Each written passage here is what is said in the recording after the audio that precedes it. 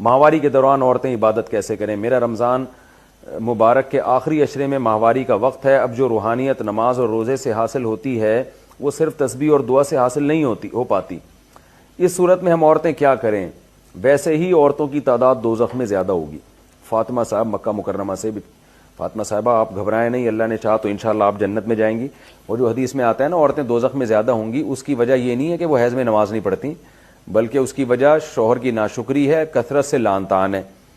تو آپ اپنے شوہر کی ناشکری نہ کریں. آپ حدیث میں آتا ہے شوہر ساری زندگی عورت کو کھلاتا پلاتا ہے، کبھی بیچارے سے اونچ نیچ ہو جائے تو عورتیں تانا دیتی ہیں کہ میں نے تم میں کبھی کوئی خیر دیکھی نہیں ہے، ڈھنگ کے آدمی نہیں ہو تم، میری شادی اس جگہ غلط ہوئی ہے. تو بھائی اونچ نیچ ہر آدمی سے ہو جاتی ہے. تو اس قسم کے میاں کو تانے دینے کی وجہ سے عورتیں جہنم میں حدیث میں آتے جائیں گی. آپ یہ تانے شوہر کو نہ دیں. اگر کبھی اونچ نیچ ہو جائے تو برداشت کر لیں.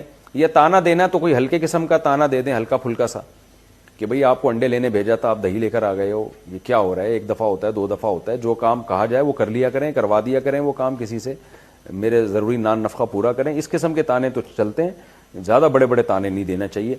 تو اسی طرح لعن طعن، بات بات پہ لعنت، بد دعائیں، یہ کام اگر آپ نہیں کریں گی تو انشاءاللہ آپ جنت میں جائیں گی. اچھا، جیسے حدیث میں آتا ہے نا عورتیں جہنم میں ہوں گی، ایک اور دوسری حضرت ابو ہریرہ سے مروی حدیث ہے جس میں آتا ہے کہ عورتیں جنت میں بھی زیادہ ہوں گی.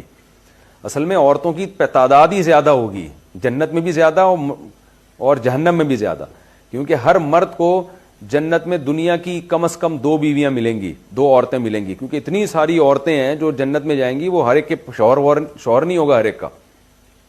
تو اس حدیث سے بعض حضرات نے استدلال کیا ہے کہ عورتوں کی تعداد ہی اتنی زیادہ ہوگی کہ جہنم میں بھی زیادہ تو جنت میں بھی زیادہ ہے. تو یعنی گروتھ ریشو عورتوں کا زیادہ ہوگا. تو اس لیے بہرحال رمضان کے آخری عشرے میں آپ کے ناپاکی کے ایام ہیں، تو نماز روزہ تو بہرحال نہیں ہو سکتا، لیکن آپ دوسری عبادتیں ترک نہ کریں.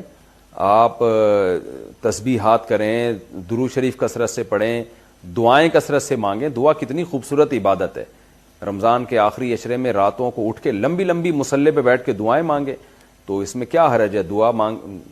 دعا تو اللہ رات کے آخری حصے میں قبول کرتے ہیں. پھر رمضان ہو، پھر رات کا آخری حصہ ہو، پھر رمضان کا آخری عشرہ ہو، پھر تاخ راتیں ہوں، لیلۃ القدر ہو، تو دعائیں نہیں چھوڑنی چاہیے. جو عورتیں مینسس کی حالت میں ہوں ان کو بھی رمضان کے آخری عشرے میں کثرت سے دعائیں مانگنی چاہیے، تسبیحات پڑھنی چاہیے. صرف نماز نہیں پڑھ سکتی اور روزہ نہیں رکھ سکتی وہ.